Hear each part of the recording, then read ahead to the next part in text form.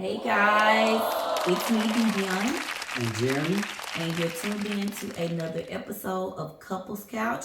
This is episode 4, and we call this one Newlyweds. Like the stars in the sky, like the sand on the beach, it goes beyond measure. There is no place. So in the last episode, we talked about the ultimatum where Jeremy had me get myself together, and the Lord the Lord coming in and saving us and filling us with the Holy Ghost beautifully, and just kind of orchestrating our lives and ordering our steps, and us going down the aisle to the courthouse. And here we are now, have experienced our honeymoon and are now preparing to move in together. So, Jeremy, again, let's talk about the opportunity of going to the courthouse, being married, and the feelings and things that you have at this time. So I'm excited to, start this journey. We had moved in together where I was staying at the time. And there was an adjustment period. So let's stop there really quick. I want to take you guys back just a little bit. So the weekend that we got married, it was on a Friday that we got married. And so that weekend, like I said, I was emotional and I was excited because I got the opportunity to spend all this time with Jeremy, see him in all his naturalness, and everything. And so it was exciting. And once that weekend was over, I was preparing to head on back to my mom's house so I could take my brothers to school the next week. And I had to tell her, we's married now. You leave and you cleave. You don't go back to no house. She thought we were roommates or something. That's exactly how I felt like it was. I was like, listen, my mom is counting on me. I got to get back. He's like, no, we're officially married and you're moving in here. So I had only packed clothes for Friday night, Saturday, and Sunday. I had to get on back to the house. But Jeremy told me when you get back to the house, it's only to grab your stuff so you can get back to this house. So let's talk about that a little bit, Jeremy. When we first got married, I moved in with me, where I was staying. With Jeremy. Okay? That was an experience on different levels and everything. We did end up having the opportunity to move out and get a place that we both agreed upon. And that was after being married. We got married in October, November, December, January. I want to say maybe mid-January or so. It's February? Okay. February that we ended up moving out of Jeremy's place and into one that we had the opportunity to go out and find together and agree upon. Yeah, because I had to stay where I was at until that lease over. Can't break no lease. I know that everything is very unconventional.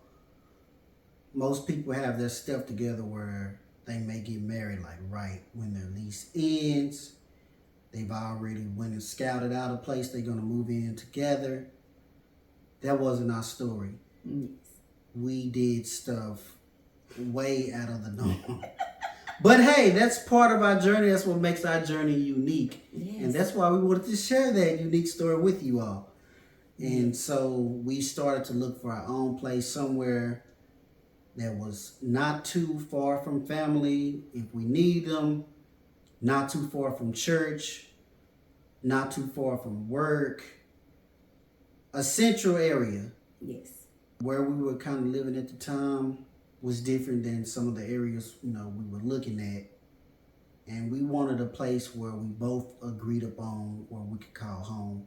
So we kind of started searching for a place where we could move in together. And it was a very nice apartment. We ended up being on the 3rd floor. And I can recall when we got ready to go and sign the lease, my mom made sure to come with us at that time. And she walked us through, the paperwork and everything, where to sign, and ask questions that we didn't know to even inquire about. So I'm grateful for that. Also, we had some more family members that were a blessing to us in helping us get those things that we need when you first move out, dishes and ironing board and things like that. So I'm grateful for my family. Aunt Linda, TC, appreciate y'all always holding me down. So when we moved in, or let's back up a little bit. So let us recall that when we first got married, there was all these emotions and excitement, all this time that we look forward to spending together, staying up all night, watching movies, and all of that. But those things can fade. And then the real issues of life begin to arise. There was quite a few issues. Which is why I'm going to preface what we're going to talk about next as far as issues with, I believe you should do premarital counseling. It will help you navigate through some issues that you may face in your marriage. Some things to consider. They may bring up some points that you haven't, some things you haven't thought about, some things you need to be prepared for, so you don't, these things going into it versus finding out once you get married. And I think I wanted to do premarital counseling, and I brought it up, and she wasn't for it. No, I felt like counselors and therapists, things like that, were just in your business, just wanting to know all your information and everything. I was like, all he need to know, I done told him. And anything else, he'll find out after a while.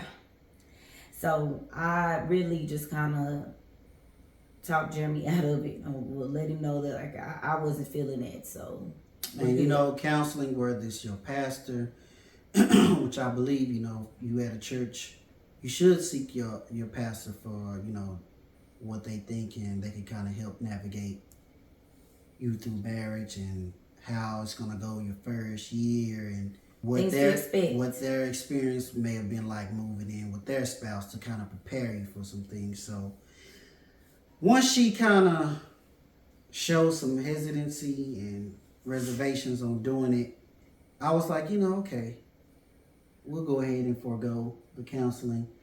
What's the worst that can happen, right? We're both saved now. We're both Christians. And she's so cute. Yeah, sweet and everything. So yeah, he didn't think he had nothing to worry about, and vice versa. So let's kind of go through some of those major issues that come to mind in that first year. One of the issues that I recall, okay, so there was this bug, okay? I'm going to just say there was this bug. And I'm used to, you see a bug, you just go smash it and kill it and move on. I hadn't really seen a lot of, people that were traumatized and scared of bugs and stuff like that. And so she saw a bug and she lost it, okay? And to me, I was like, what's the big deal? It's just a bug. Go smash that bug. You act like you ain't never seen one before. But I didn't consider her feelings, okay? Yeah, I was pretty bothered. I was like, I'm a woman. There's other women that are afraid of bugs. Quit acting, kill the thing, get it out of here ASAP so that I can move on with my life, okay? And so that was a struggle there, because I just felt like, I was like, come on, like the way he looked at me like, girl, just kill the thing. You ain't never seen a bug. I was like, that's so inconsiderate. And Okay, does look. he think I'm an I'm gonna be uppity real chick with or y'all. what? Roaches, get out of the house.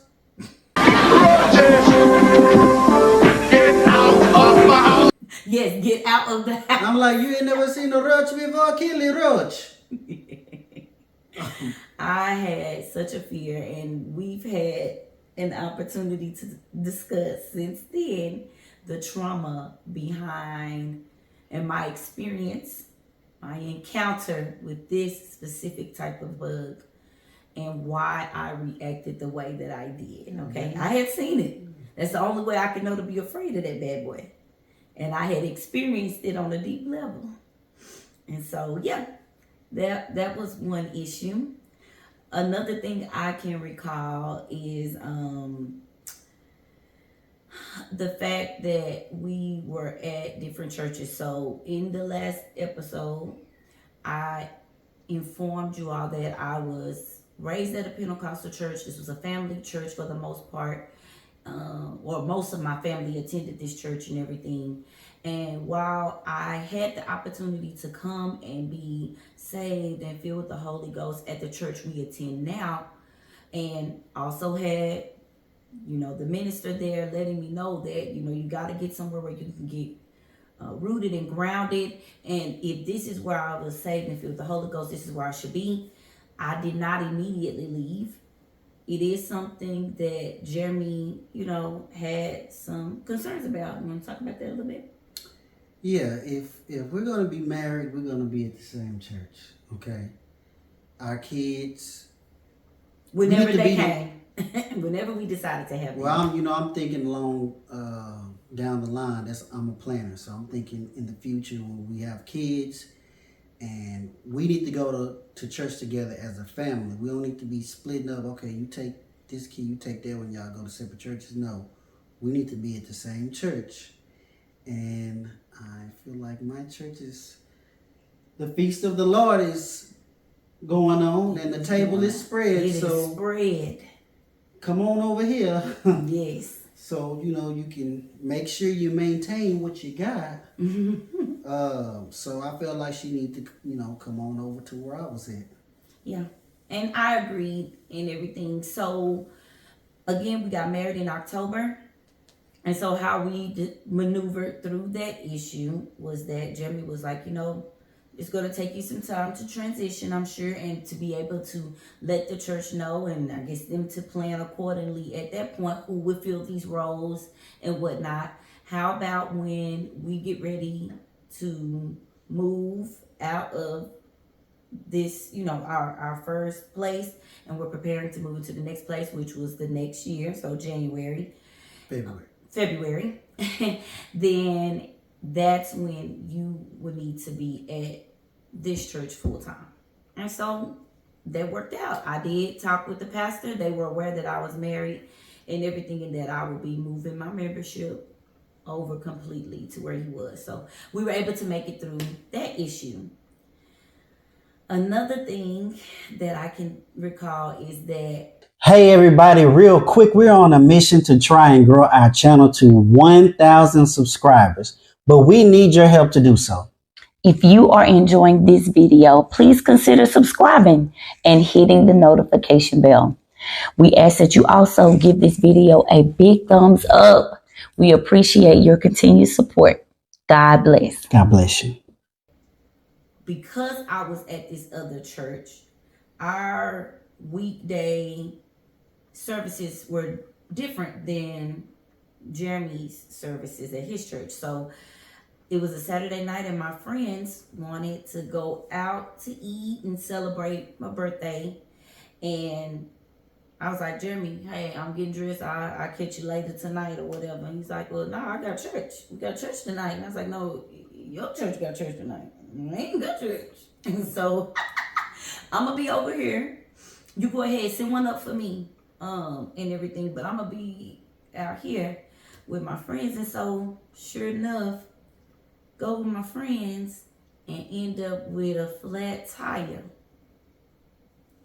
And so I sure didn't want to make that call to Jeremy. But yeah, had to let him know whatever. But I was so caught up in hanging out that night and being grown after being in a home with my mom where she was very strict and had a curfew for me. Although I was 21 years old when I got married, my mom didn't play no games. And so I filed suit until I got up out of there and got married to Jeremy. Thought that I could do my own thing. And so I went out a little longer and we went like bowling and all of that. So it was around like 1 or 2 o'clock in the morning, and I had the friend to bring me back to my car and follow me back to the house. And when I get there, Jim is not too happy that it's this time of the morning. We had church the next day and everything. Did you want to talk about that a little bit? What those emotions were like? What was going through your mind? I was like, what does she think this is? Okay? You think you just finna get married and be single? Oh, no. Never. You know, so I was like, you know, it's okay to go hang out with your friends. But now you're married, like coming in 3 o'clock and late, you know, or whatever the time was, we ain't gonna be able to do that, you know. I ain't trying to be your mom and give you no curfew, but, you know, I don't intend on doing that to you, you know, and leaving you at the house by yourself and it's late. And I feel like for her as a woman, you don't have any kind of protection, you know, what do you call it, pepper spray or whatever, any type of weapon to protect yourself. Somebody could easily bust you in your head and you end up being on one of them forensic file shows you was watching. Oh my God. So I was just trying to let her know, like, that's dangerous. Mm-hmm. And the other thing, I feel like most of the friends at that time, they weren't married. So they can do whatever they want to, like, and come back late as they want. They just go straight home. But I feel like when you're married, you should consider your spouse. You don't want to be out to 3 and 5 o'clock in the morning. That's just what I was thinking. I wouldn't have been till 5 because I did need to get my sleep. But I get exactly where he's coming from. Had he, you know, done some of those things, I probably would have felt the same way. In the moment, I didn't consider that. I just wanted to, you know, go with them, and I was grateful that I had the opportunity at this point to even be out that late and everything. So we discussed it, got an understanding, and we made sure we were good. Anything else you can recall that was a major issue then? She was not good at maintaining her finances.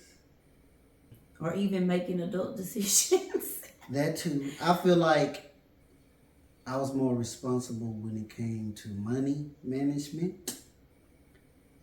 And when we got married, we had different accounts, of course. And I noticed that she had the tendency to just swipe that card without looking at the balance. Don't call. Check the balance before you spend. She just, let me just go swiping away. I got some money. And kept getting hit with those overdraft charges. And I'm like, Yeah. What are we doing? My Trump, what are we doing here? Okay. So I had to go ahead and say, hey, look, I'm better at managing the money. I don't want to keep giving $35 to the bank every time. So I think we should go ahead and get joint accounts and let me manage it for you. You know, you have to check that balance daily, multiple times, to know where your money going, and I can handle that for you. Did you like when I took over? At first I was like, man, say, we don't do that. We don't do that. We separate accounts. This is my money. I don't need you in my business looking at my money, you know. I also at that time was big on carrying cash. So I would go deposit my check and then say, of that amount, go and give me about 200 in cash. Let me get some 20s, throw me a couple of 5s, some 1s in there so I can pay my, my offering or whatnot. and I'm gonna be good. But with that cash, I couldn't even account for where all that money went. You know what I mean? So I was able to learn some things from him. Yeah, because I'm like, if you're gonna do cash, then you're gonna have to keep your receipts and create some type of ledger to account for where that cash went. So you know, okay, I spent this.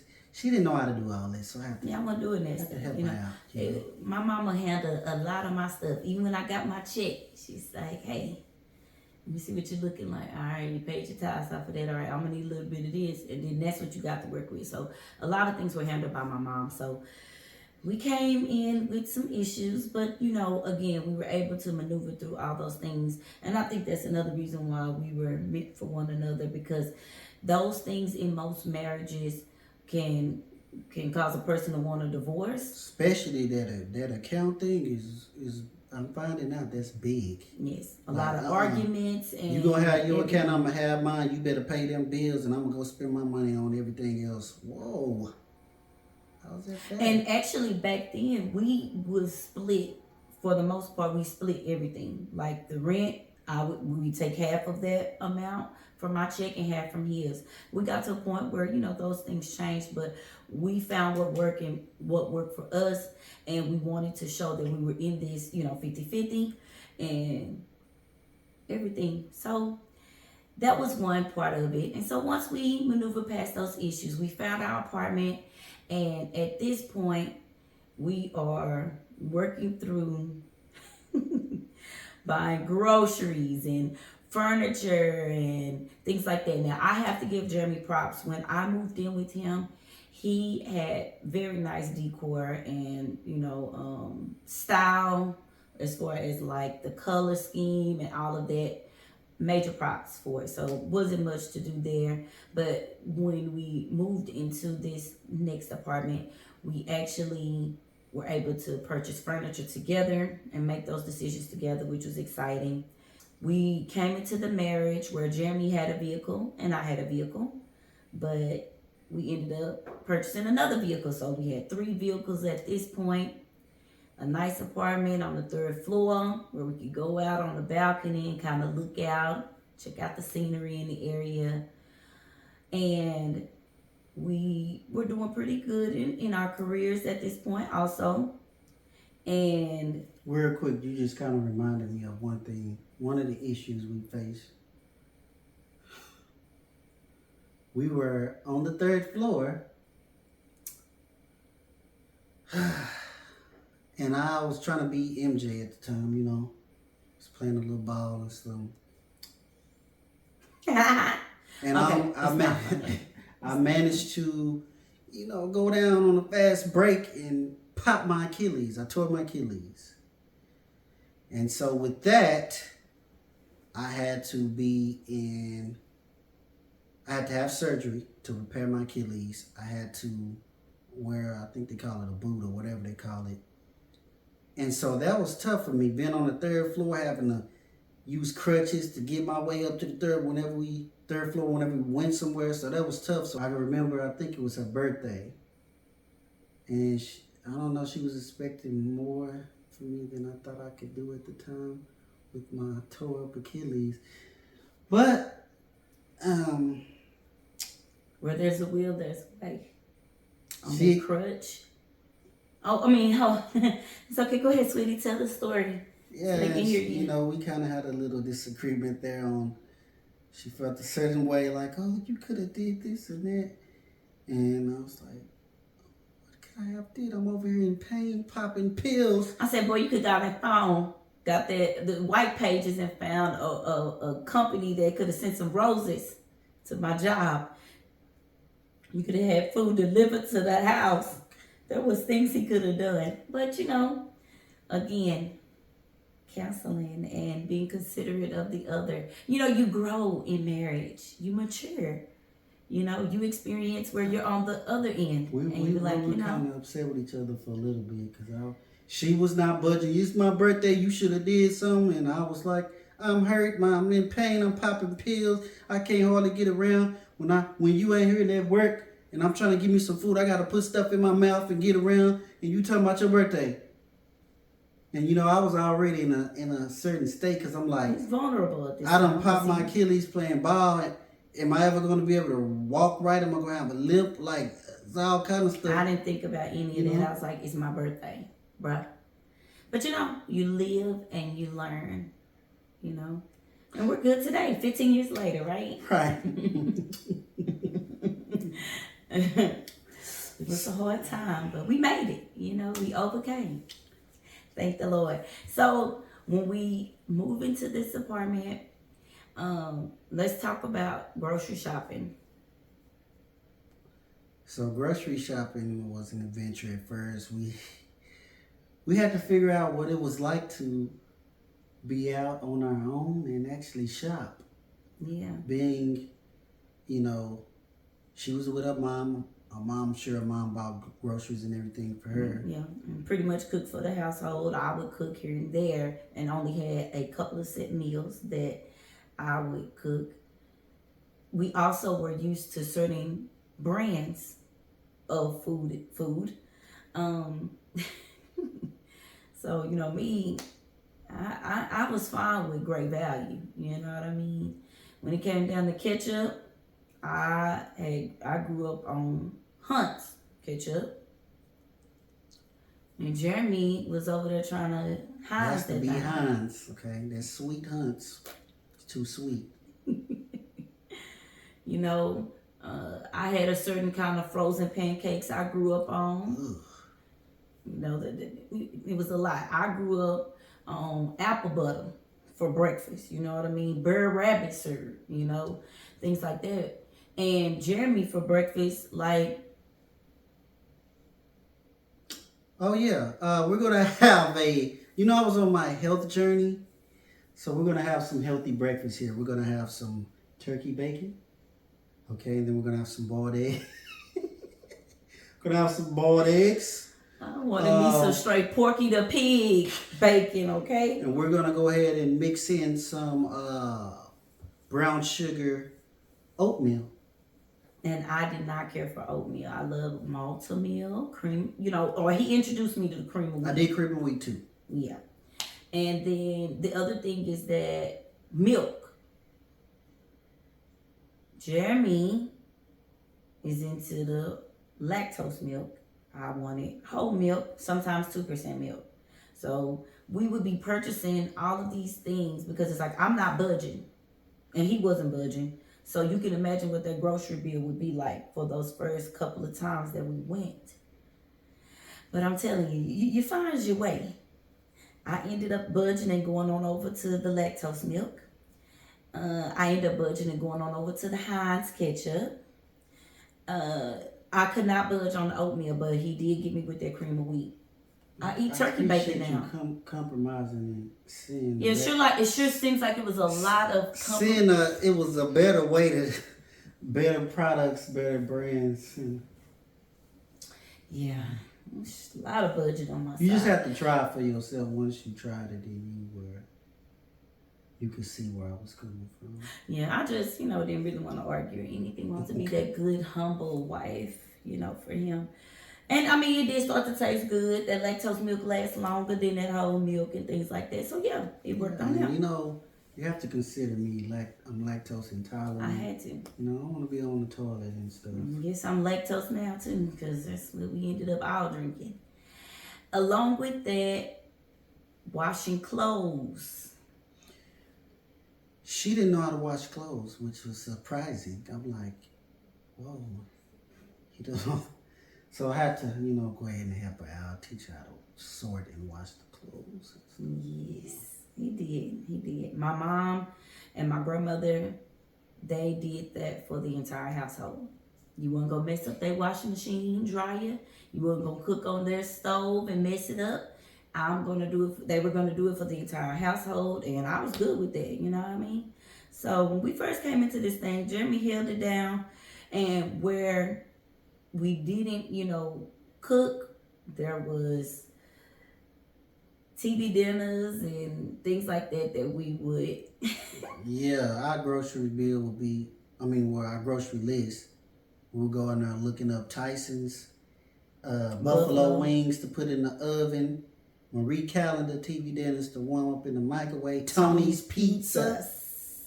Held us down, boy. Held us down. But at first I would do more cooking because I had been cooking a lot of, I noticed I cooked a lot of beef stuff.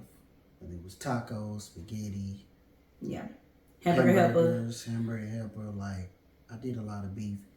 She came in getting down on the chicken. Yeah. Yeah.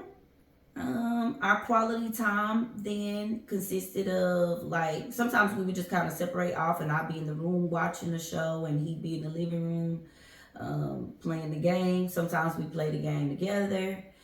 He ended up buying me the Sims game on the computer, so I played that sometimes and he'd come over and watch me. Played it. It was like We're talking about quality time and what we did with our time then. So that's what it was like within that first year of marriage. And so as time goes on, we get to a point and I had to go ahead and break this news to hubby. She had been pressuring me. I know you did. I know you did. She kept dropping little hits. I want one. I want what? Oh, you want a puppy? A dog, a German What do you want? No, she kept throwing that I want one. Like, a cat. I guess she got baby fever or something. We probably had been married about a year and a half, which that was great. I mean, come on. And we found out she was actually pregnant. I guess she got one. Sure did, boy. So, we will end this episode letting you guys know that our family was preparing to grow. Tune into our next episode where we invite you into our lives as parents. Can't wait to discuss it. Right, so stay tuned for episode 5, Becoming Parents. Whoa, Lord. We'll let you know how that journey was and the things that we experienced. But we definitely appreciate you all for tuning in to this episode. And if you enjoyed it, please go ahead and subscribe to our channel and hit that notification bell so you can be notified of future content. If you don't mind, go ahead and click a like, hit that like button. That'll show us that you're in support of us. And go ahead and drop some comments so you can kind of tell us how, your journey was when you first moved in together. Maybe some issues you all may have faced. And just stay tuned for the next one. Yeah. See you next time. God bless you.